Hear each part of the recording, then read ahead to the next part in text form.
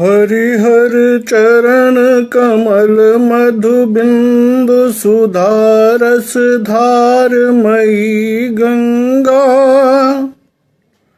मुनिवर पर्ण कुटी प्रांगण परिमार्जन पुण्यवती गंगा। खगकुल कलरव मधुरिम ताल तरंगित नृत्य रता गंगा। घन वन विहरण कर्म रता यति योग विभोग रता गंगा।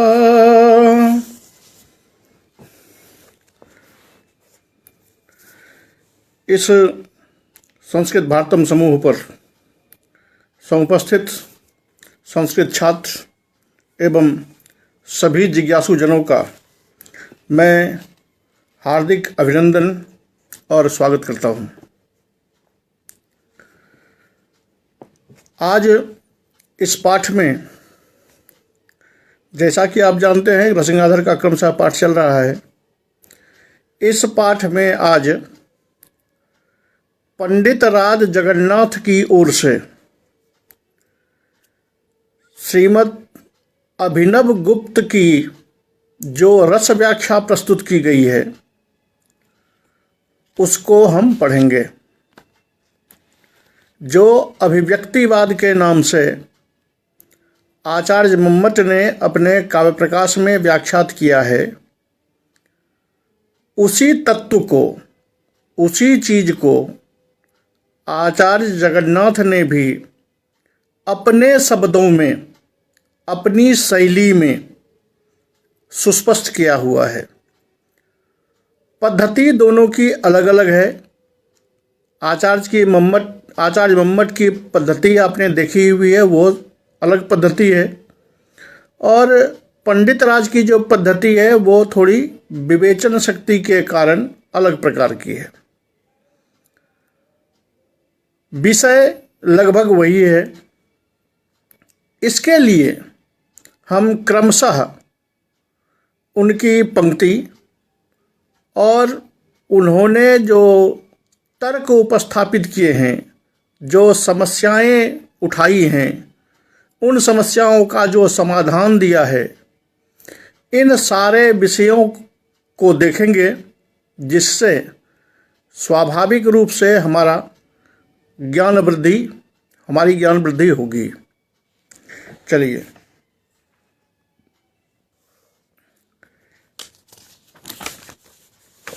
इन्होंने ये पहले पंक्ति लिखी है, उससे पहले कि ध्वनि के जो हैं उत्तम, मध्यम इत्यादि असंख्य भेद होने के कारण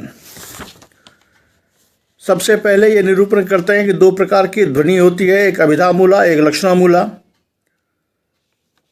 पहला जो है अभिधामूला, वो रस वस्तु अलंकार ध्वनि के भेद से 3 प्रकार का हो जाता है। रसध्वनि जो है वो असंलक्ष क्रम और संलक्ष क्रम के भेद से 2 प्रकार का हो जाता है।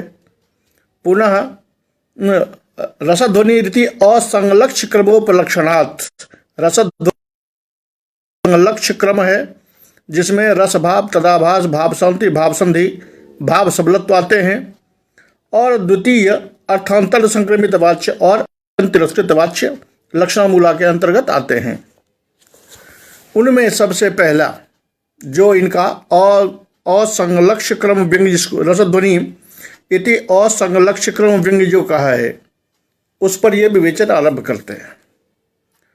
याद रहे कि आचार्य मम्मट ने अभिनव गुप्त को 4थे नंबर पे, मैंने अंत में जाकर के व्याख्या किया था, और पंडित राज जगन्नाथ ने अभिनव गुप्त की व्याख्या को सबसे पहले रखा हुआ है। यहां देखिए, अभी मैं पहले पंक्तिशः पढ़ता हूं, उसके अर्थों के साथ बाद में फिर विवेचन होगा इसका। समुचित ललित सन्निवेश चारुणा काव्येन समर्पितैः सहृदय हृदयम प्रविष्टैः। ये तृतीया बहुवचन जो है यो विभावादि भी के लिए है। जो विभावादि हमें प्राप्त होते हैं वो समुचित ललित सन्निवेश चारुणा काव्येन, क्योंकि जो काव्य समुचित भी है और ललित भी है। समुचित से मतलब कि जैसा काव्य है उसी काव्य के अनुकूल उचित शब्दार्थों का, उचित विभावादियों का वहाँ संयोजन किया गया है। समुचित ललित सन्निवेशेन चारुणा काव्येन, जो सुंदर काव्य है उन काव्यों के द्वारा समर्पित अर्थात उन काव्यों द्वारा प्राप्त जो विभावादि है। सहृदय हृदयम प्रविष्टैः, ऐसा विभाव नहीं जो केवल किताब में रह जाए, बल्कि ऐसा जो वो विभावादि सहृदयों के हृदय में प्रविष्ट भी हो चुका हो। अब ये विभावादि जो सहृदयों के हृदय में प्रविष्ट हो चुके हैं, तदीय सहृदयता सहकृतेन, तदीय अर्थात सहृदयानाम, सहृदयों में सहृदयता नाम की जो चीज है, जिसके बल पर वह सहृदय कहलाता है, उस सहृदयता से युक्त भावना विशेष महिमना, एक भावना विशेष है। उस भावना विशेष की महिमा से याद रहे कि वो उस भावना विशेष के साथ उस सहृदय की सहृदयता का सहयोग है। जब सहृदयता का संयोग हो करके वो भावना विशेष आता है, उस भावना विशेष के कारण विगलित दुष्यंत रमणीत्वादि विरलौकिक विभावानुभाव व्यभिचारी शब्दव्यपदेश्यैः, तो वहां जो विभावादि हृदय में प्रविष्ट हुए हैं उसमें जो शकुंतला, दुष्यंत इत्यादि भाव है, ये भाव विगलित हो जाते हैं। विगलित दुष्यंत रमणीत्वादि भी, ज्यों ही ये दुष्यंत की पत्नी शकुंतला है, इस भाव का विगलन ज्यों ही हुआ, इस भाव की समाप्ति ज्यों ही हुई, तो अब वो जो वो जो शकुंतला और दुष्यंत हैं, ये अब विभाव के रूप में अलौकिक हो जाते हैं। विभावादि शब्द व्यपदेश्य, अब इनका नाम विभाव हो जाता है, विभाव अनुभाव और संचारी भाव।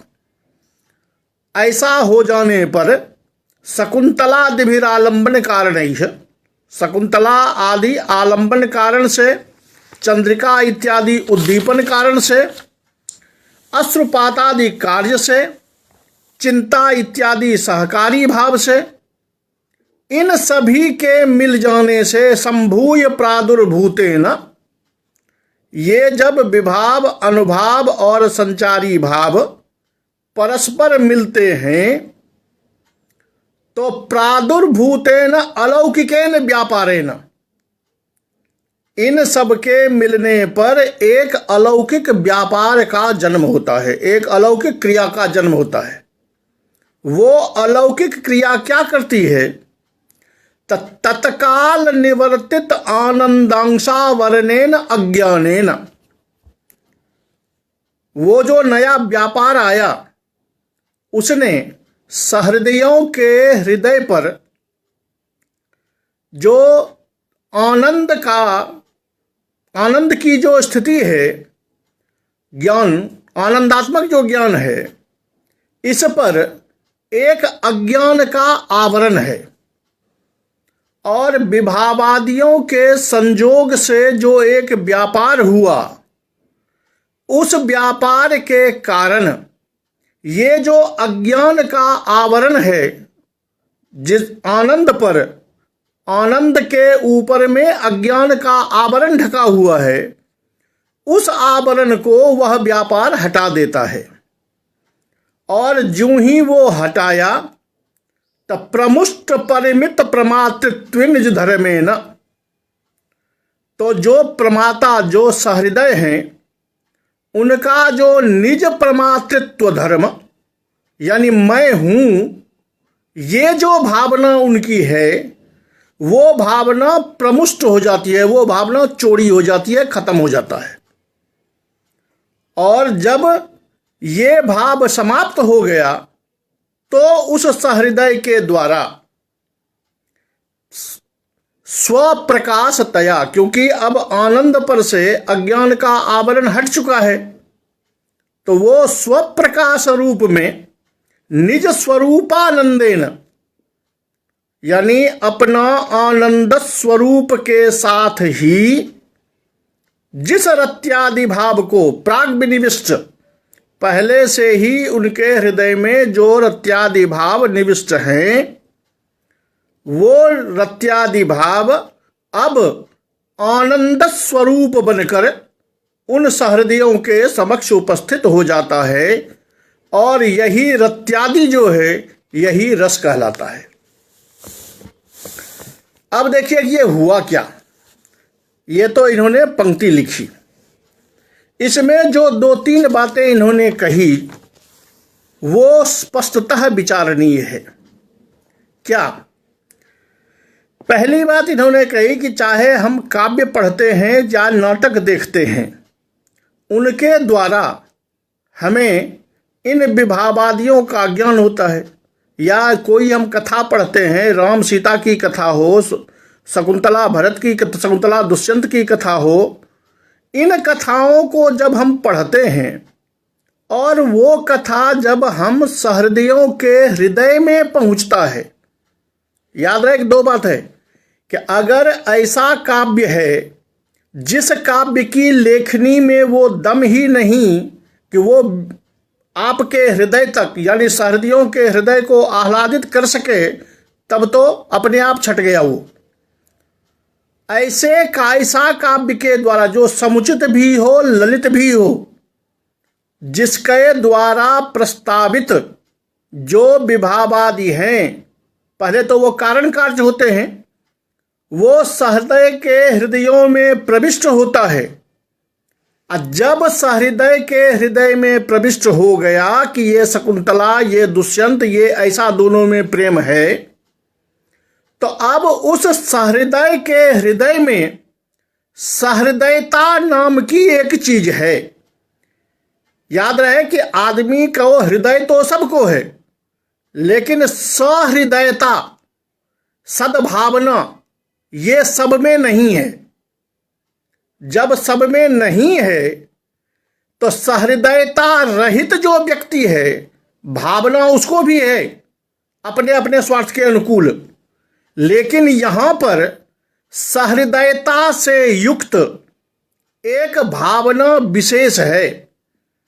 तो सहृदयता से युक्त होकर के वो भावना विशेष हो गया, और उस भावना विशेष की महिमा से, उस भावना विशेष के बल से क्या हुआ, तो स्टेज पर या काव्य में जो हम शकुंतला और दुष्यंत को देख रहे हैं कि इयम शकुंतला अयम दुष्यंतः, इयम दुष्यंतस्य पत्नी अयं च शकुंतलायाः पतिः, उभयोर मध्ये अनुरागः, इत्यादि जो भाव हम देखते हैं, तो ये सहृदयता से सहकृत जो भावना हमारी है, ये उसमें से शकुंतला दुष्यंत की पत्नी है, इस भाव को हटा देता है।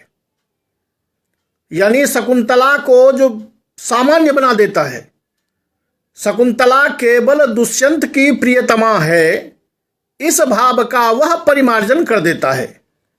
ज्यों ही इस भाव का परिमार्जन हुआ, तो अब जो वो शकुंतला कारण था, अब वो विभाव नाम से जाना जाता है। जब तक हमें ये ज्ञान है कि ये शकुंतला दुष्यंत की प्रेमिका है, तब तक वो विभाव की कोटि में नहीं है। जब उससे इस संबंध का, शकुंतला तत्व का परिहार हो गया, तब वो विभाव की कोटि में आ गया। अब उसके कार्य जो है वो अनुभाव हो जाएंगे, उनके चेहरे का भाव जो है वो व्यभिचारी भाव में आ जाएगा। अब यहां इस प्रकार के विभाव, अनुभाव,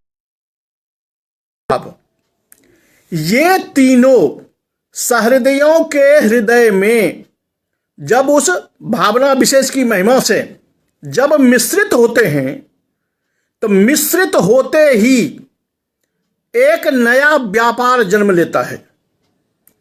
वो व्यापार क्या करता है? तो आदमी के हृदय आनंद जो है, चित्त स्वरूप आनंद पर एक अज्ञान का आवरण ढका हुआ है। ये विभावादियों के मिश्रण से उत्पन्न जो व्यापार है, उस व्यापार ने इस अज्ञान के आवरण को हटा दिया। अज्ञान के आवरण को जो ही हटाया, तो स्वभावता है कि अंदर में जो आनंदमय ज्ञान है, आनंद स्वरूप है, वो प्रकाशित हो गया। और वो जब प्रकाशित हुआ, अब यहां स्थिति देखिए कि पहले जो आनंद है, उस आनंद पर अज्ञान का आवरण है। अज्ञान का आवरण जब तक है, तब तक सहृदय निज प्रमातृ भाव में है कि मैं हूं। ये अज्ञान का आवरण जो ही हटा और आनंद प्रकाशित हुआ, तो मनुष्य का, सहृदय का जो निज प्रमातृत्व ज्ञान है कि अहम अस्मि, ये जो निज प्रमातृत्व है, ये निज प्रमातृत्व समाप्त हो जाता है। निज प्रमातृत्व समाप्त जो ही हुआ, तब वो जो आनंद है, वो स्वप्रकाशतया, अपने प्रकाश की तरह निज स्वरूपानंदेन, निज स्वरूप आनंद, यानी आनंद को हम अलग नहीं देख रहे हैं, बल्कि ये संपूर्ण जो शरीर है, चित्त है, वो पूरा का पूरा आनंदमय हो जाता है। तब हमको ये ज्ञान नहीं रहता है कि मैं आनंद का भान कर रहा हूं, ऐसा ज्ञान नहीं होता, बल्कि जिसको हम मैं का ज्ञान निज प्रमातृ भाव में है, वही आनंदमय हो जाता है। निज स्वरूपानंदेन, अपना ही स्वरूप आनंदमय हो जाता है। और वो जो आनंद स्वरूप है, अब उसी आनंद में, वही आनंद, जब उसी आनंद में जब आपको रत्यादि का ज्ञान होता है, या रत्यादि दिखाई पड़ता है, या जो रत्यादि है वही रत्यादि रस है। ये रत्यादि कहां से आया? तो प्राग विनिविष्ट वासना रूप, जो सहृदयों के हृदय में पहले से ही वासना रूप में स्थित है, वो जब ये आनंद आया और आनंदमय व्यक्ति हो गया, आनंदमय सहृदय हो गया, उस आनंद में स्थित जो रत्यादि है, वो रत्यादि ही रस कहलाता है। ये इनके कथन का सार है। इसी बात को जो आचार्य मम्मट ने भी कहा था कि व्यक्तः सतैर विभावाद्य स्थायी भावो रस स्मृतः, इन विभावादियों के द्वारा अभिव्यक्त होने वाला जो स्थायी भाव है, वो स्थायी भाव ही रस है।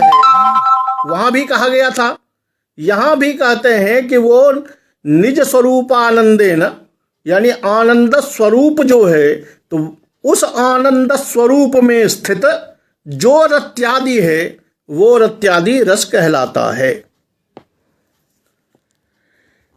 अब इसका नाम है अभिव्यक्तिवाद, जैसा कि आचार्य मम्मट के कथन से प्राप्त है। तो यहां यह स्पष्ट करते हैं कि व्यक्तः सतैर विभावाद्य, जो मम्मट ने कहा कि व्यक्त आप किसको कहते हैं, तो व्यक्त हम किसको कहते हैं, उसके लिए यह स्पष्ट करते हैं व्यक्तः विषयीकृतः, व्यक्ति विषयीकृतः, व्यक्ति का विषय होना ही व्यक्त होना है। तो स्वभावतः आपकी समस्या बढ़ जाएगी कि पहला प्रश्न हुआ कि को नाम व्यक्तः, व्यक्त क्या है, क्योंकि आचार्य मम्मट की पंक्ति थी उन विभावादियों के है। अब उस व्यक्त की व्याख्या में पंडित राज कहते हैं कि व्यक्ति विषयीकृत व्यक्तः, व्यक्ति विषयीकृत, तो भाई व्यक्ति क्या है, जिसका विषयीभूत वो रत्यादि होगा, ये व्यक्ति क्या है? तो व्यक्ति में आके स्पष्ट करते हैं व्यक्तिश्च भगना वर्णा चित। अब ये देखिए भगना वर्णा चित क्या हुआ।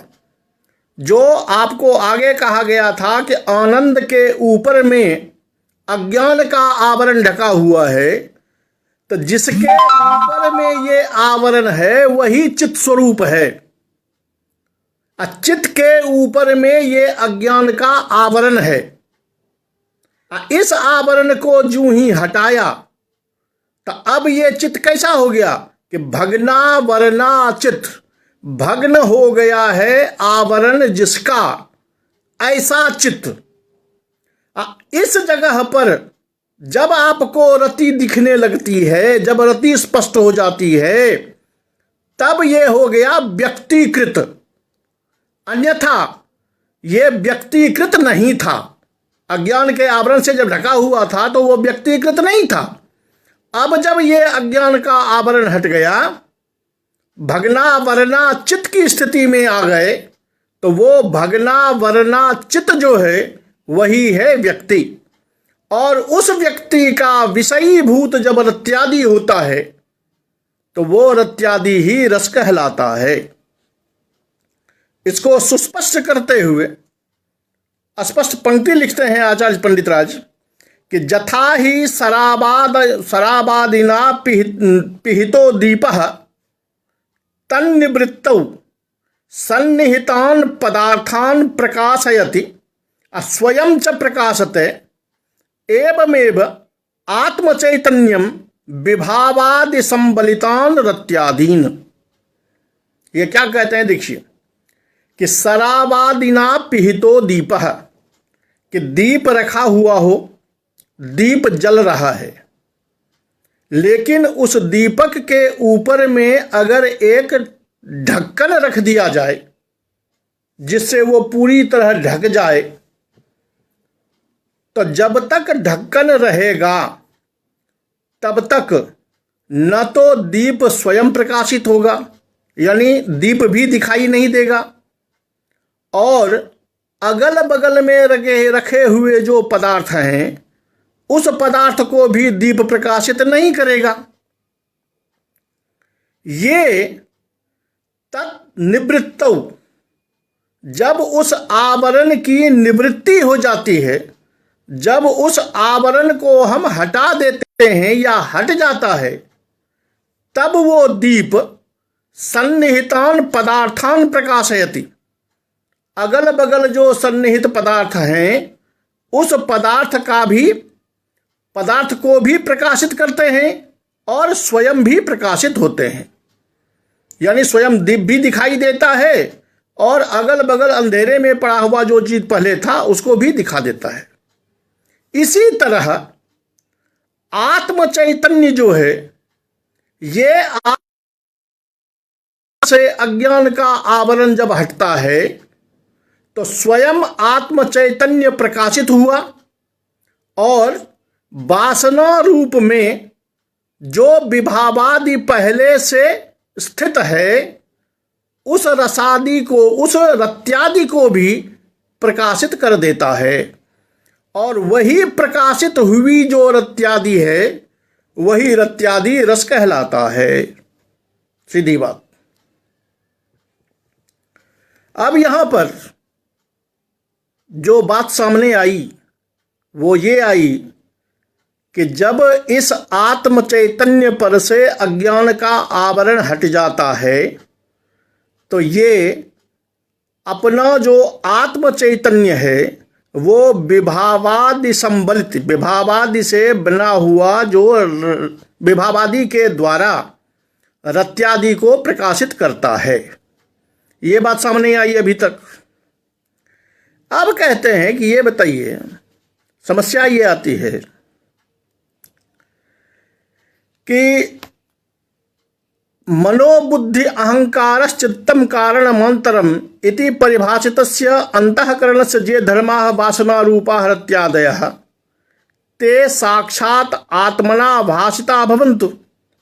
जेतु घटपटादय विभावादयो अंतःकरण धर्मतो भिन्ना वाजा पदार्था अंतःकरण संयोगेन परंपरया आत्मना भाषणीयाः तेषां कथम साक्षमणा दात्म भाष्यत्वम इत्याशंकायां व्याहरति। अब ये समस्या इनकी बड़ी लंबी हो जाती है, क्योंकि तर्क के परम महारथी हैं। समस्या ये कहते हैं कि आपने अभी बताया हमको कि चित्त पर से अज्ञान का आवरण हट जाएगा तो वो चित्त स्वयं प्रकाशित हो जाएगा और अन्य वस्तु को प्रकाशित कर देगा।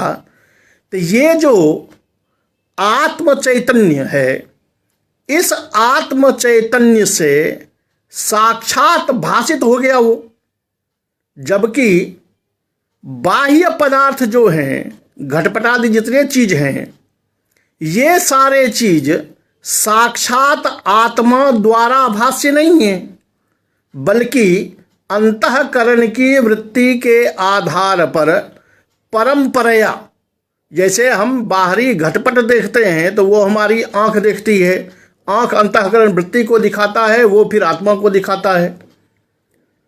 इस प्रक्रिया के अंतर्गत चलता है। काव्य से समर्पित जो शकुंतला इत्यादि हैं, क्योंकि विभावादि संबलित रत्यादीन आपने कहा है, वो रत्यादि जब प्रकाशित होता है तो वो रत्यादि आत्मभाष्य यानी साक्षी भाष्य कैसे होगा, यानी डायरेक्ट आत्मा में ही भाषित होने वाला, ये कैसे होगा? क्योंकि ये विभावादि जो हैं ये तो पृथक पदार्थ हैं। तो जब पृथक पदार्थ हैं तो अन्य पदार्थों की तरह इसको भी परंपरया भाषित होना चाहिए। यहां तो आपने भगनावरणा चित्त पहले कह रखा है, तो वहां तो साक्षात साक्षी भाष्य का रूप उपस्थित हो जाता है, साक्षात आत्मना भाष्य हो जाता है वो। ये कैसे? तो उसके लिए पंक्ति देते हैं ये कि अंतःकरण धर्मानाम साक्षी भाष्यत्वाभ्युपगते है, कि अंतःकरण का जो धर्म है उसका भी साक्षी भाष्यत्व प्राप्त होता है। कैसे? अब आपको यह जानना पड़ेगा कि अंतःकरण की वृत्ति, जो अंतःकरण का जो धर्म है, वो साक्षी भाष्य कैसे होगा। कि उसको अगर हम ऐसा समझें कि थोड़ी देर के लिए आप ये समझिए कि हमारी जो आत्मा है, जो चित्त है, वो जो आत्मस्वरूप है, उनकी अपनी अपनी वृत्तियां हैं, उनकी कुछ अपनी वृत्तियां हैं। उन वृत्तियों से हमें विविध प्रकार के ज्ञान होते हैं। उसी वृत्तियों के द्वारा ये हमारी इंद्रियां जो हैं वो ज्ञान आत्मा तक पहुंचाती है, तब आत्मा उस विषय के लिए ज्ञानवान होता है। तो किसी भी विषय का जो ज्ञान हमको हो रहा है वो इस वृत्ति के द्वारा, जिस वस्तु का ज्ञान हमको हो रहा है, तो साक्षात आत्मा को नहीं मिला, बल्कि साक्षात आत्मा की अंतःकरण की जो वृत्ति है, उस वृत्ति के द्वारा जो लब्ध हो रहा है, इसका ज्ञान परंपरया होगा, न कि साक्षात आत्मा ही वो वस्तु रूप हो जाए। ये नहीं हो पाता है। इसमें क्या तर्क देंगे आप? तो उसी के लिए ये कहते हैं कि देखिए, ये ठीक है, आपका तर्क ठीक है, लेकिन यहां वेदांत शास्त्र का ज्यादा आश्रय है पंडित जी का, कि वहां जाकर के अंतःकरण धर्मानाम साक्षी भाष्यत्वम, अंतःकरण का जो अपना धर्म है, वो अंतःकरण का अपना धर्म भी स्वयं में साक्षी भाष्य ही कहलाता है, साक्षी भाष्य ही होता है।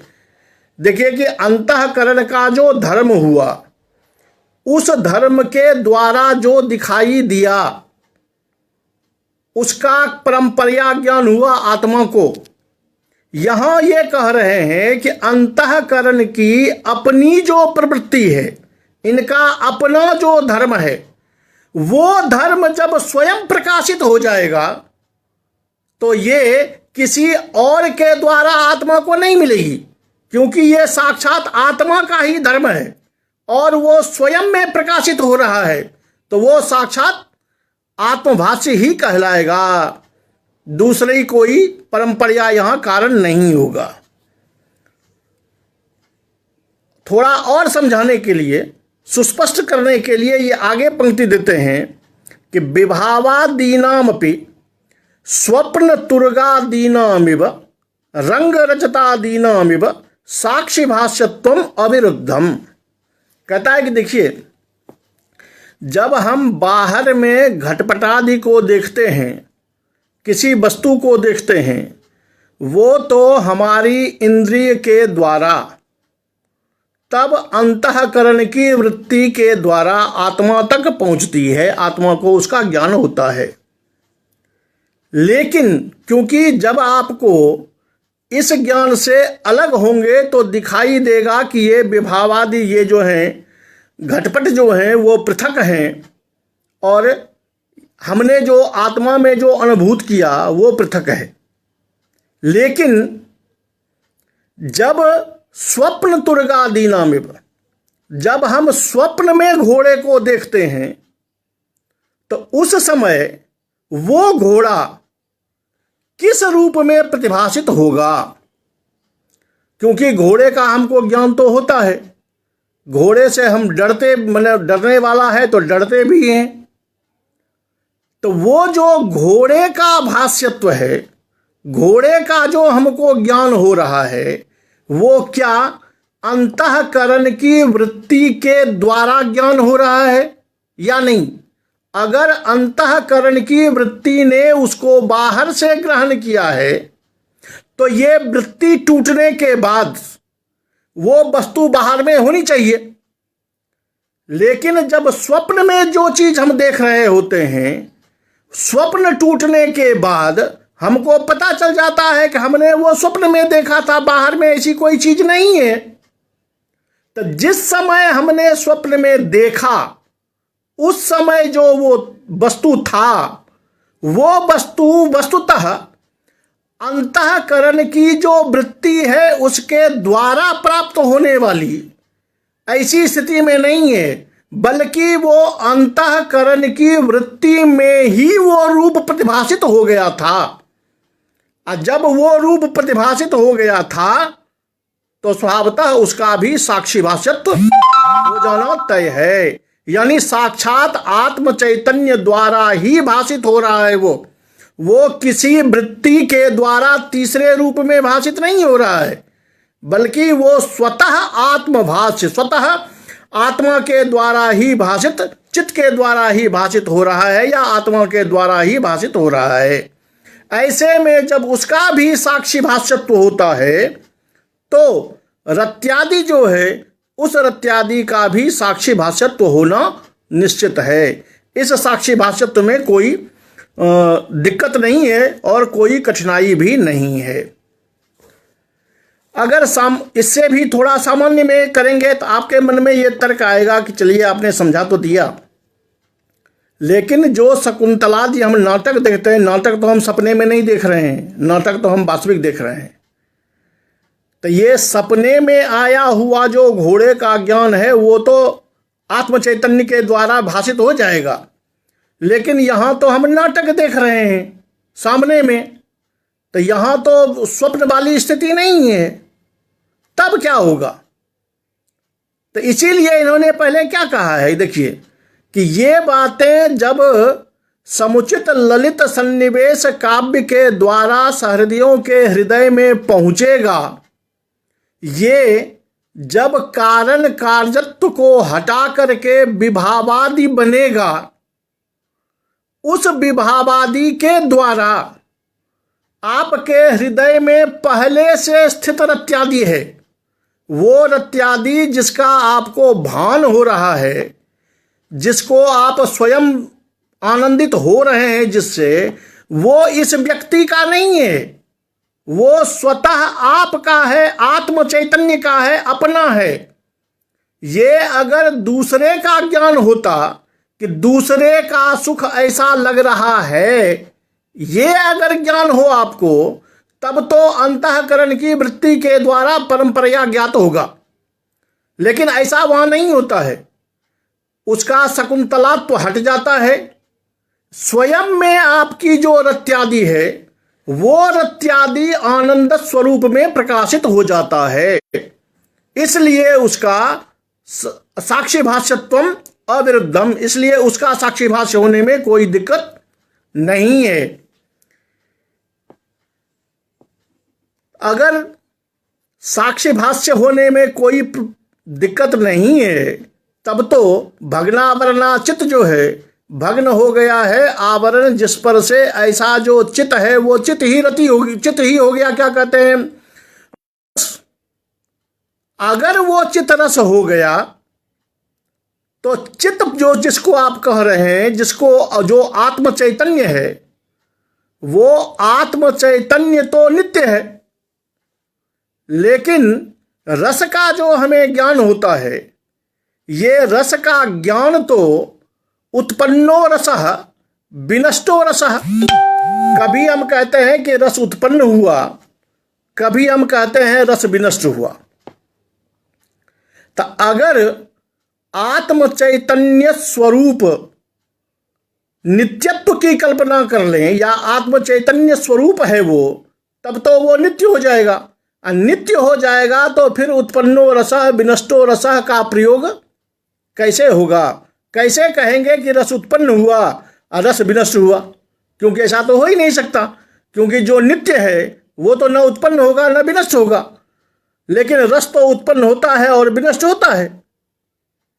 उस पर ये जवाब देते हैं कि व्यंजक विभावादि चर्वणायाः आवरण भंगस्येव उत्पत्ति विनाशाभ्याम उत्पत्ति विनाशो रस उपचर्येते। ये क्या कहा है इन्होंने, देखिए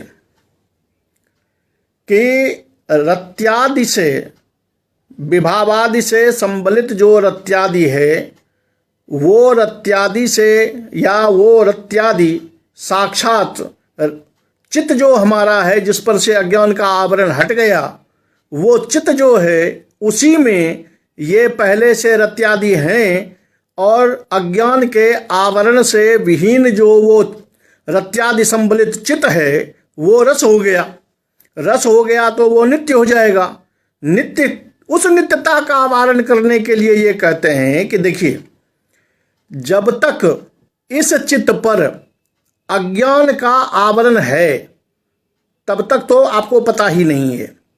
जब तक ये अज्ञान का आवरण हटा, तब तक वो चित्त जो आपके, जिसको आप नित्य कह रहे हैं, वो रसमय हो गया। और जो ही ये ढक्कन बंद हुआ, तो ये ढक्कन का खुलना रस का उत्पन्न होना, और ढक्कन का बंद होना रस का विनष्ट होना कहा जाता है। पहली बात तो आप ये समझ लीजिए कि एक शंका छोटी सी पहले कर लीजिए कि एक बार जब वो आत्म चैतन्य जो रत्यादि से युक्त है वो प्रकाशित हो गया तो नित्य हो गया। नित्य हो गया तो पुनः फिर दूसरे काव्य की जरूरत पड़ेगी ही नहीं, वो तो आनंद स्वरूप रहेगा ही।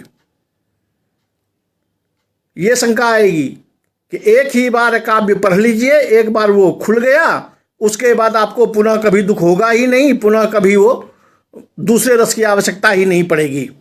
लेकिन ऐसा नहीं होता है।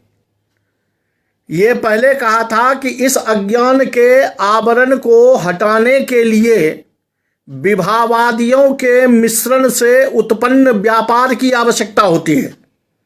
जब तक वो व्यापार नहीं बनेगा, तब तक ये ढक्कन नहीं उठेगा। ये व्यापार जो ही टूटेगा तो ये ढक्कन पुनः बंद हो जाएगा। इस बात को समझ लीजिए, ढक्कन पुनः बंद हो जाएगा। अब आप देखिए कि जिस समय ढक्कन उठा तो आपको रस मिला, रत्यादि मिली वो रस, और ढक्कन बंद हुआ तो रस समाप्त। ये जो स्थिति है इसी को कहते हैं चर्वणा। चर्वणा मतलब क्या? अज्ञान के आवरण का हटना जो है वो है चर्वणा का आरंभ। अज्ञान के आवरण का पुनः ढकना ये है चर्वणा की समाप्ति।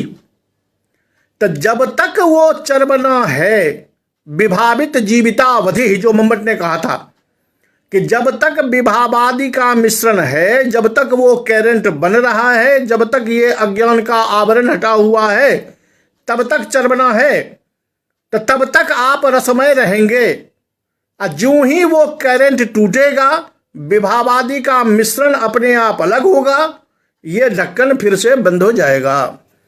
तो ये जो चर्वणा की उत्पत्ति और चर्वणा का नाश होना, समाप्त होना, ये जो दोनों चीजें हैं, इसी को हम रस की उत्पत्ति और रस का विनाश कहते हैं।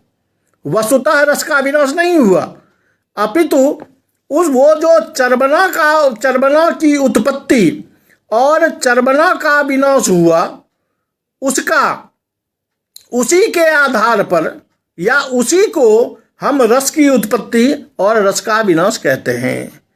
जैसे वर्ण नित्यतायामिव, कहते हैं वर्ण तो नित्य है, लेकिन हम जब बोलते हैं तो जिस समय, जैसे अकु विसर्जनीयानाम कंठा इश्वसानाम तालु, तो यहाँ जिस समय हमारा कंठ उस ध्वनि से युक्त होता है, उस समय वो वर्ण उत्पन्न होता है। अब वो तालवादी स्थान जो है, इसका संपर्क टूट जाता है, तो वो वर्ण जो है वो हमारे लिए विनष्ट हो जाता है। जबकि वर्ण की तो नित्यता है। तो नित्यता होने के बाद भी उसकी उत्पत्ति और उसका विनाश टिका हुआ है हमारे उच्चारण स्थान के व्यवसाय पर।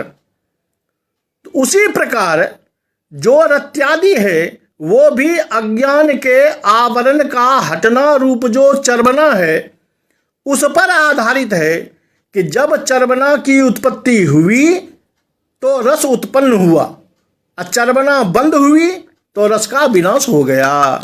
इस तरह इसका प्रयोग होता है।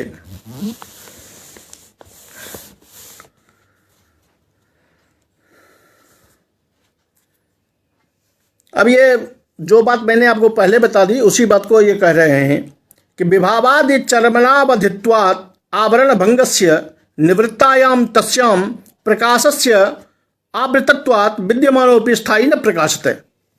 यहाँ शंका वही जो पहली बार हमने बताई थी कि एक बार जब अज्ञान का निवारण हो गया, अज्ञान के आवरण का उद्घाटन हो गया और वो जो रस है वो प्रकाशित हो गया, तो सर्वदा उसको प्रकाशित रहना चाहिए।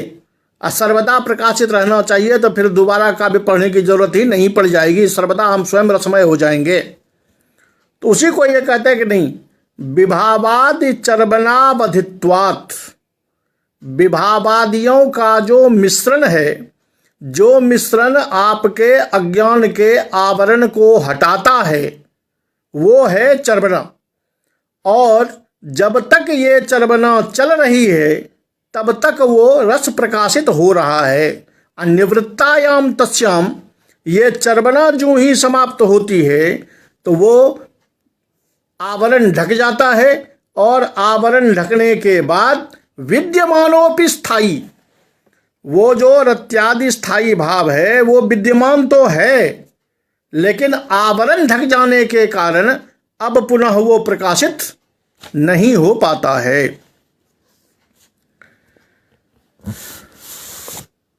अब एक शंका को ये एक बार और उठाते हैं कि मतेस्मिन् भावकत्व व्यापारोधिकः कल्पनीयो भवति इति रुचेर्लाघवाय पक्षांतरम उपन्यस्यति। जो कहा था कि भावना विशेष की महिमा से, सहृदयता सहकार से वो व्यवसाय आता है जिससे अज्ञान का आवरण हटता है, तो वो जो भावकत्व व्यापार था उसके लिए या उस पर ये कहते हैं कि ये एक विशेष प्रकार की कल्पना हो गई है, सहृदयता सहकृतेन भावना विशेष महिमना। उसके लिए ये उपाय बताते हैं कि जदबा विभावादि चर्वणा महिमना सहृदयस्य निज सहृदयता बसोन्मिषितेन तत्तत् स्थाय्युपहित स्वस्वरूपानंदाकारा समाधा विभजोगिनः चित्तवृत्तिरुपजायते तन्मयी भवनम इति यावत्। अब देखिए ये क्या कहते हैं। ये कहते हैं कि विभावादि के चरवना की महिमा से सहृदयों के हृदय में निज सहृदयतावश जो स्थायी भाव स्वस्वरूप में आत्म चैतन्य रूप में प्रकाशित होता है, वो समाधाविव जोगिनः, जैसे जब जोगी लोग समाधि लेते हैं उनके चित्त में उनका जो चित्त है वो चित्त जैसे आनंद स्वरूप हो जाता है, उसी प्रकार जिस समय कोई सहृदय काव्य पढ़ रहा होता है या नाटक देख रहा होता है, उस समय ये समझिए कि जैसे जोगी का चित्त समाधि की अवस्था में पहुंचने पर उसका चित्त स्वयं में प्रकाशित होकर वो स्वयं आनंदमय हो जाता है, उसी तरह सहृदयों का जो चित्त है वो भी रसमय हो जाता है। यानी सहृदयों का जो चित्त है वो रस का भोग करता है, ऐसी बात नहीं, बल्कि सहृदयों का जो चित्त है वही रति में परिवर्तित हो गया, वही रस हो गया। अब ये दोनों अलग अलग चीजें हैं। एक ये कि चित्त जो है वो रस को भोगता है, एक ये है कि ये जो चित्त है यही रस बन जाता है।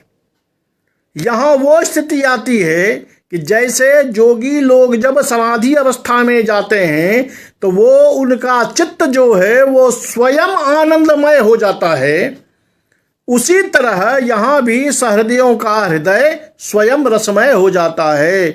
यानी इसको आप तन्मयी भवनम अर्थात तदवत रसवत चित्त हो जाता है, रस ही चित्त हो जाता है या चित्त ही रसमय हो जाता है, ऐसा आप कह सकते हैं। अब एक बात और कहते हैं कि आनंदो ह्ययम, कहता है कि ये जो रसगत आनंद है, ये रसगत आनंद और लौकिक सुख जो मिलता है, लौकिक आनंद जो है, आनंद तो आनंद है। तब फिर स्वयं पंडित राज ने शुरू में व्याख्या की थी कि अलौकिक चमत्कार की बात की थी, तो यानी चमत्कार भी दो प्रकार का था। उसी बात को यहाँ दिखाते हैं कि ये देखिए कि आनंदो ह्ययम नो लौकिक सुखांतर साधारण अनंतःकरण वृत्ति रूपत्वात्। कहता है कि देखिए लौकिक जो सुख है और ये जो सुख है, इस दोनों में अंतर है। लौकिक सुख में और ये रसात्मक जो सुख है, दोनों में बहुत अंतर है। क्यों?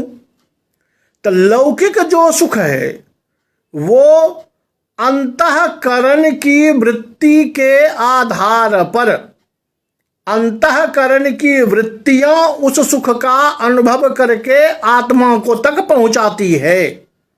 तो अंतःकरण वृत्ति रूप हुआ वो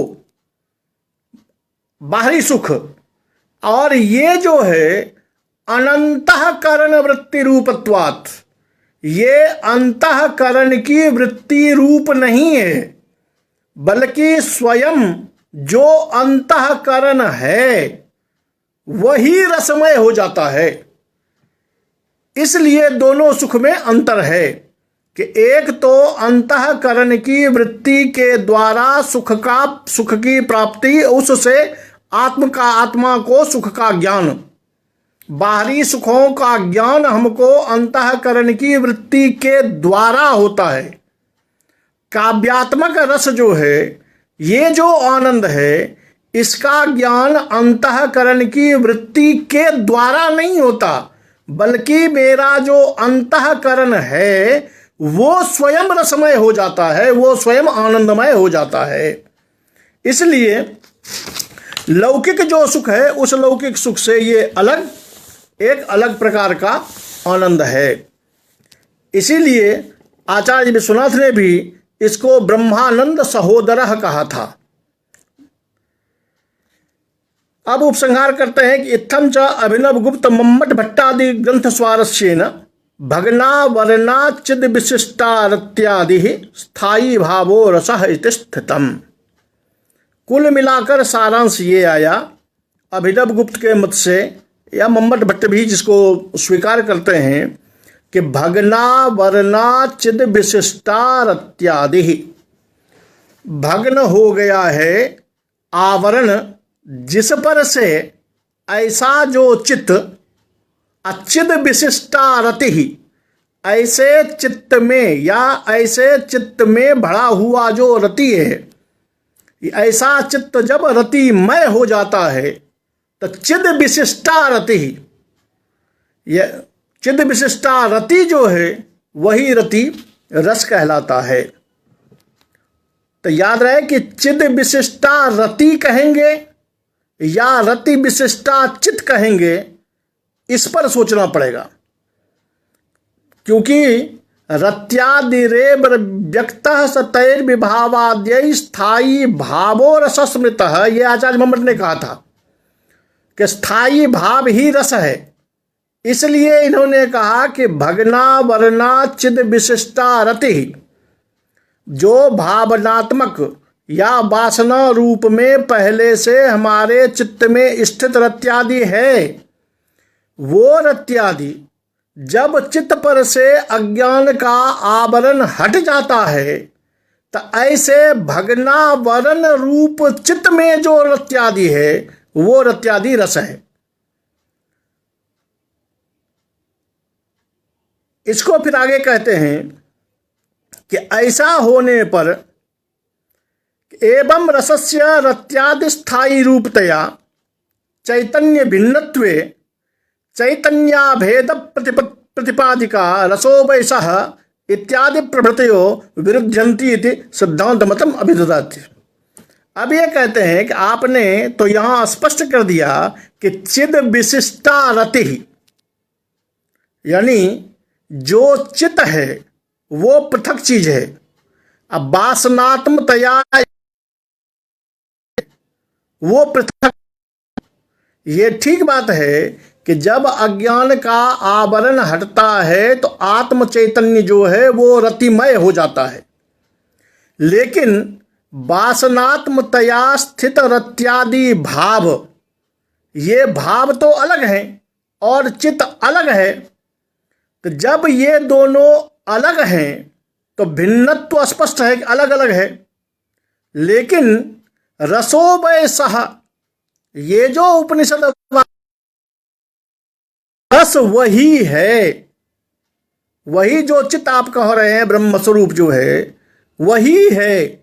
आपने तो यहाँ भाव को अलग कर दिया, चित्त को अलग कर दिया, तो इससे ये जो उपनिषद के वाक्य हैं उसके साथ आपकी संगति कैसे बैठेगी? इससे तो आपके कथन से तो रसो वैसः जो वाक्य कहा गया है उससे विरोध हो जाएगा। उस विरोध का परिमार्जन करने के लिए कहते हैं कि वस्तुतः वक्ष्यमान श्रुति स्वारस्येन रत्याद्यवच्छिन्ना भगना वर्णा चिदेव रसः। अब देखिए कि अगर हमको इस वैदिक वाक्य का, इस उपनिषद वाक्य का की प्रामाणिकता सिद्ध करनी है तो यहाँ दो अंश हैं, एक चिदंश है, एक रत्यंश है। क्योंकि भगना वर्णा चिद विशिष्टा रति रसः, वह इसको अगर उल्टा देंगे कि रत्याद्यवच्छिन्ना भगना वर्णा चित्त, जो चित्त रत्यादि से युक्त है और जिस पर से आवरण हट गया है, ऐसा जो चित्त है वो रस है। तो अगर हम भगना वर्णा चित्त करेंगे कि भगना वर्णा चिदेव रसः, तो चित्त जब रस हो जाएगा तो रसो वैसः की नित्यता स्पष्ट हो जाएगी। इससे इसका विरोध नहीं रह जाएगा, क्योंकि चित्त जो है वो रसोवैसा से विरोध नहीं रखेगा। जब रत्यादि का पक्ष लेंगे कि भगना वर्णा चिद विशिष्टा रति ही, तब आपको भेद दिखाई दे रहा है। लेकिन जब हम पंक्ति को इस तरह से देखेंगे, रत्यंश को लेकर देखेंगे, तो आपको अलग अलग दिखेगा। चिदंश को लेकर के जब देखेंगे तो ये अलग अलग नहीं दिखेगा, क्योंकि रत्यादि से युक्त जो चित्त, वही चित्त जो है वही रस है। तो चित्त जब रस हो जाएगा तो रसो वैसा से कोई विरोध नहीं रह जाएगा।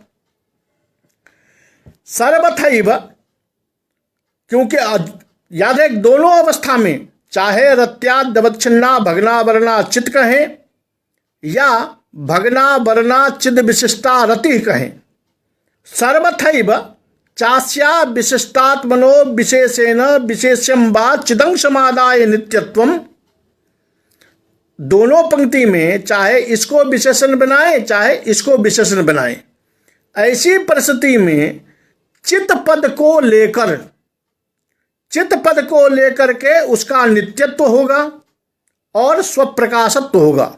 नित्यत्व में भी कोई बाधा नहीं आएगी और स्वप्रकाशत्व में भी कोई बाधा नहीं आएगी। और यही स्वप्रकाशत्व और यही नित्यत्व रसो वैसा इत्यादि जो उपनिषद वाक्य हैं, वो वाक्य उसी को प्रमाणित करते हैं। और जो पहले समस्या आई थी कि अगर इस प्रकार आपने इसको नित्य सिद्ध कर दिया तो फिर उत्पन्नो रसा विनिष्टो रसा की स्थिति में वो अनित्य कैसे होगा।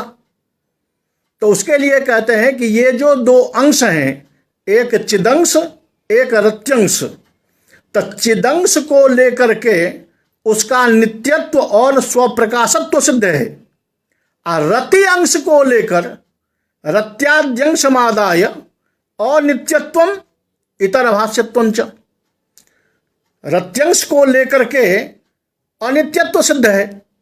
अनित्यत्व इसलिए सिद्ध है कि जिस तरह का विभाव और अनुभाव का सम्मिश्रण होगा,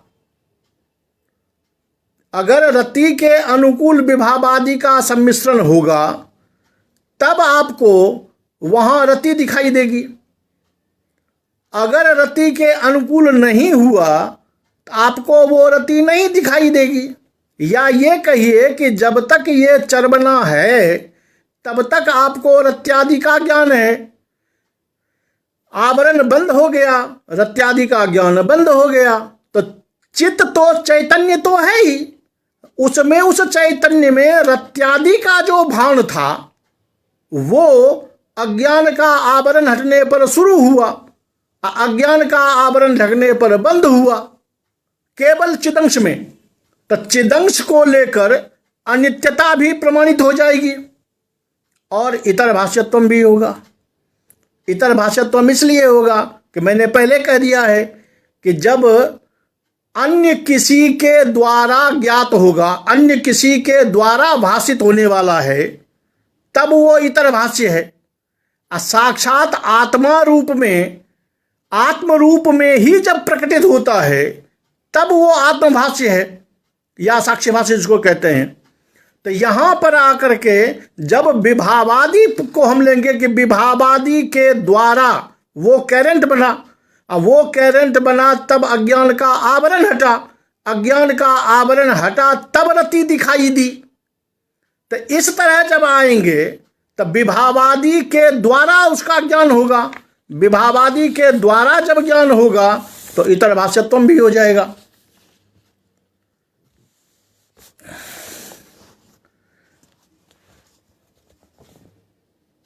अब जो पुरानी व्याख्या है, आचार्य बम्बट ने जो सभी मतों की व्याख्या की है, चारों मतों में, वहाँ चर्व्यमानो रसः, जो सांख्य दर्शन के आधार पर भट्टलोल्लट की, श्री भट्टनायक की व्याख्या हुई थी, वहाँ कहा था चर्व्यमानो रसः।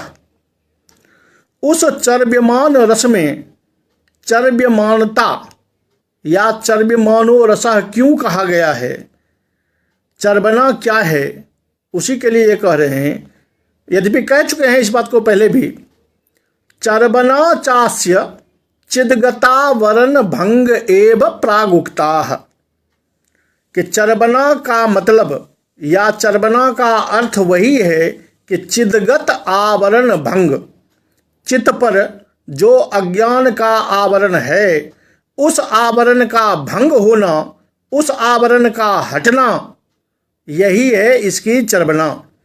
तदाकारांतः अंतःकरण वृत्तिर्वा, या ये कह दिया कि तत् आकारांत अंतःकरण की वृत्ति ही जब तन्मय हो जाए, अंतःकरण की वृत्ति ही जब रतिमयी हो गई, अंतःकरण ही जब रति से युक्त रतिमय हो गया, तो उस स्थिति को हम चर्वना कहते हैं। ये चर्वना तब तक रहेगी जब तक अज्ञान का आवरण हटा रहेगा।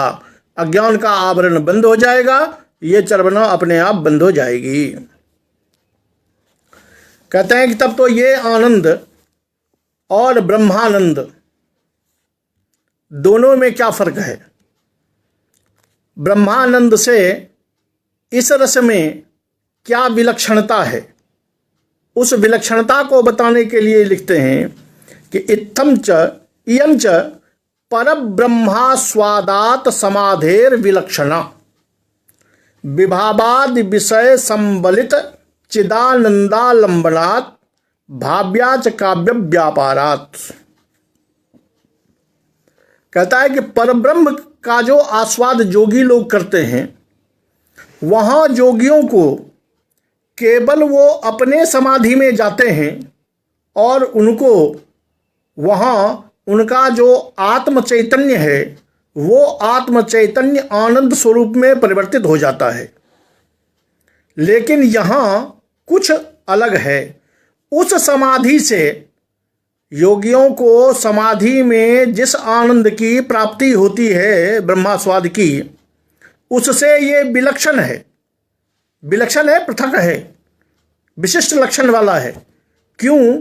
तो यहाँ विभावादि विषय संबलित, या वहाँ केवल चित्त जो है वो प्रकाशित होता है।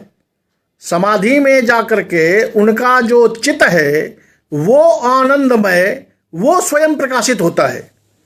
यहाँ केवल चित्त प्रकाशित नहीं हो रहा है, बल्कि विभावादि से संबलित जो रत्यादि है, उस रत्यादि से विभावादि संबलित जो चित्त है, या विभावादि से संबलित जो जिस रत्यादि का ज्ञान आप, रत्यादि जो वासना रूप में पहले से है, वो उससे संबलित जो चित्त है, वो चित्त है यहाँ आनंद का आलंबन।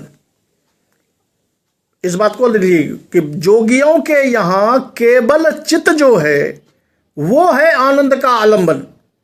यहाँ केवल चित्त नहीं, बल्कि विभावादि विषय से संबलित जो चित्त है वो आनंद का आलंबन है। इसलिए ब्रह्मास्वाद में और रसास्वाद में दोनों में विलक्षणता है, दोनों अलग प्रकार से है।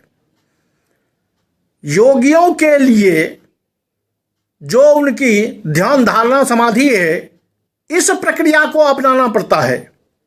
और यहाँ भाव्याच काव्य व्यापार मात्रात्, और यहाँ जो ये रसास्वाद है ये काव्य व्यापार मात्र से ही होते हैं, यहाँ कोई दूसरा उपाय नहीं है।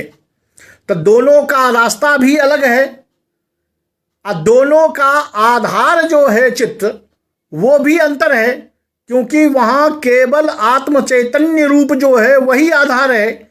यहाँ विभावादि विषय से संबलित जो चित्त है वो यहाँ आनंद का आधार होता है। वहाँ ध्यान धारणा के द्वारा जाना पड़ता है, यहाँ काव्य के द्वारा जाना पड़ता है। इसलिए मार्ग भी अलग है, आलंबन भी अलग है। इसलिए ये रसास्वाद और वो ब्रह्मास्वाद दोनों में अंतर है। अब एक प्रश्न कहते हैं भाई ये बताइए कि आखिर रस की चर्वना तो हो रही है, मान लिया हमने, रस की चर्वणा हुई। लेकिन रस की चर्वणा में सुख मिलता है, इसमें क्या प्रमाण है? रस चर्वणायाः आनंदमयत्वम, रस चर्वणा का आनंदमयत्व है, इसमें क्या प्रमाण है? तो ये कहते हैं कि अथास्याम सुखान सभाने किम मानम इति चेत, यदि आप ऐसा प्रश्न करें कि इसमें सुख होता है, इसमें प्रमाण क्या है, तो कहते हैं समाधावपि तद्भाने किम मानम, समाधि में सुख मिलता है, इसमें क्या प्रमाण है? तो समाधि में भी जिसको सुख मिलता है केवल वही बता सकता है कि समाधि में सुख है, दूसरा नहीं बता सकता। उसी तरह जिस सहृदय को रसास्वाद मिलता है वो सहृदय ही बता सकता है कि इसमें आनंद, इसमें सुख है। सचेत सामन भवा प्रमाणम तत्र केवलम, जो आचार्य विश्वनाथ ने कहा था। तो जैसे उस सुख में, जोगियों वाले सुख में या ब्रह्मास्वाद में सुख का कोई अन्य प्रमाण नहीं है, उसी तरह यहां भी कोई अन्य प्रमाण नहीं है।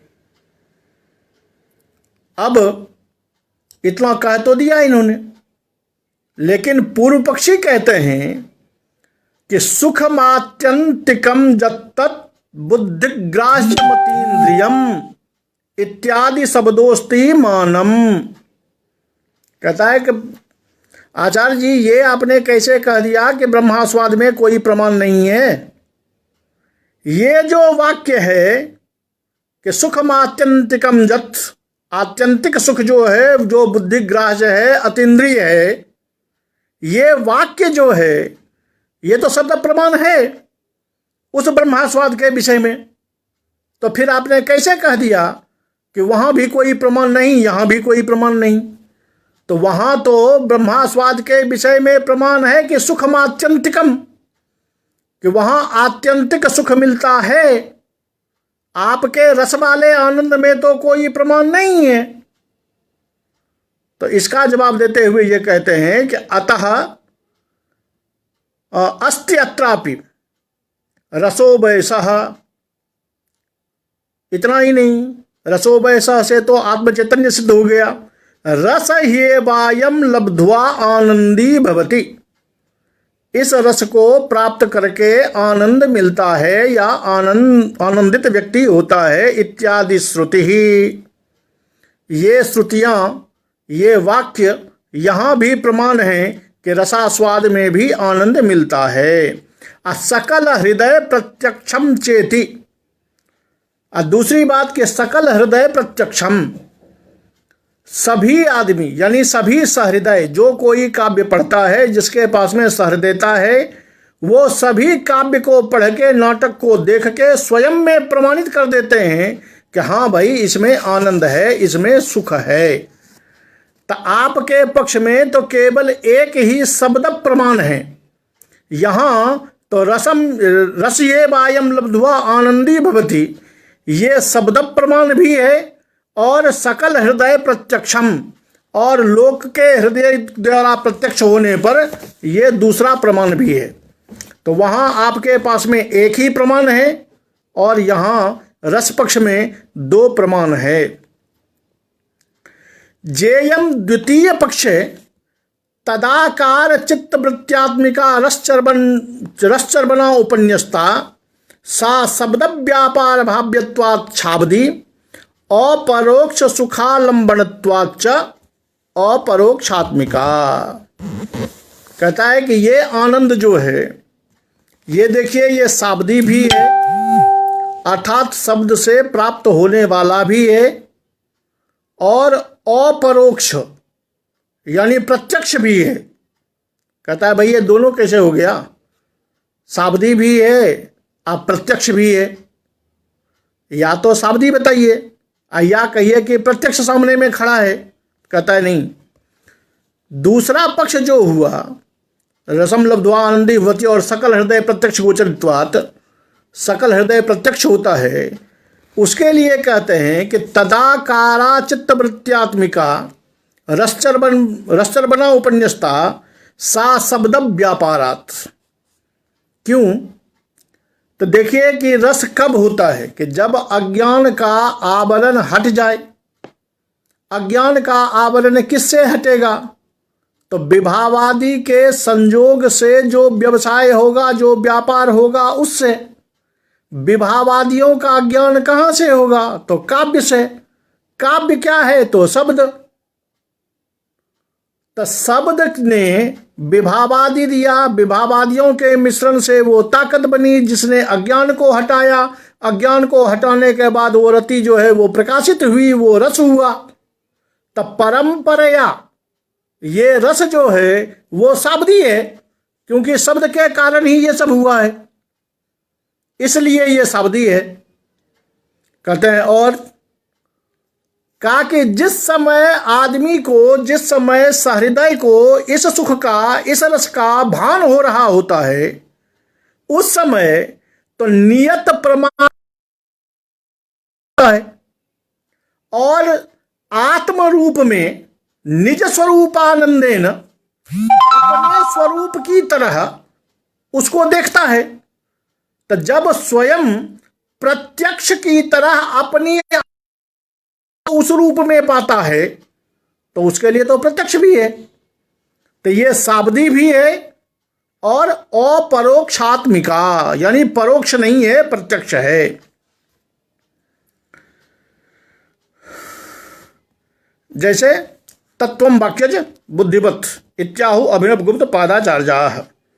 इसी बात को ये इतना ही तथ्य अभिनव गुप्त इस बात को स्पष्ट करते हैं कि यहाँ पर अभिनव गुप्त ने जो अपने अभिव्यक्तिवाद को प्रस्तुत किया है, उस अभिव्यक्तिवाद की व्याख्या इस तरह आचार्य जगन्नाथ ने यहाँ पर प्रस्तुत किया है। इसमें मूल कारण वही हुआ कि केवल विभावादि जो है, उस विभावादियों के सम्मिश्रण से वो ताकत उत्पन्न होती है जो हमारे चैतन्य पर रखे हुए अज्ञान के आवरण को हटा देता है।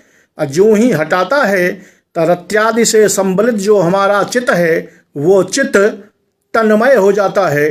अब तन्मय में आपको ये जानना पड़ेगा कि विभावादि जैसा होता है, जैसे विभावादि से वो ताकत बनती है कि ढक्कन को हटाया जा सके, तो जिस विभावादि से ऐसा होगा, अगर श्रृंगार वाले रस से हुआ, नायक नायिका के द्वारा ये ढक्कन हटा तो यहाँ रतिमय हो जाएगा। यदि वहाँ वीर वाला विभावादि है तो यहाँ वीरमय हो जाएगा। यदि करुण वाला आया तो यहाँ करुणमय हो जाएगा। इसलिए वो रस परिवर्तित है। अन्यथा रस जो है वो आनंद का नाम है और वो आनंद हमारा जो आत्म चैतन्य है, जो रत्यादि से संबलित है, रत्यादि जिसमें जहाँ है। क्योंकि रत्याद्यवच्छिन्ना भगना वरना चित जब करेंगे तो करना पड़ेगा अगर रत्यादि से युक्त है। रत्यादि हमको पूर्व से ही वासना रूप में स्थित मिलता है, तो वो रस, वो जो ही रति अभिव्यक्त होता है, जो अब तक अज्ञान के आवरण के कारण अनभिव्यक्त था, प्रकाशित नहीं हो रहा था, वो जो ही प्रकाशित होता है तो वो व्यक्त हो जाता है और वो व्यक्त रत्यादि जो है वही रस कहलाता है। यही अभिनव गुप्त का सम्मत है और यही आचार्य मम्मट भट्टादि का भी सम्मत मत है। इस प्रकार आचार्य पंडित राज जगन्नाथ ने आचार्य अभिनव गुप्त की व्याख्या को अपने शब्दों में इस प्रकार यहाँ प्रस्तुत किया है। इसके साथ ही आज के पाठ को मैं यहीं समाप्त करता हूँ और फिर कल जो उन्होंने दूसरा भट्टनायक का रसवाद उपस्थापित किया है, उस वाद के साथ हम कल फिर उपस्थित होंगे। तब तक सभी सज्जनों को मेरा हार्दिक नमस्कार।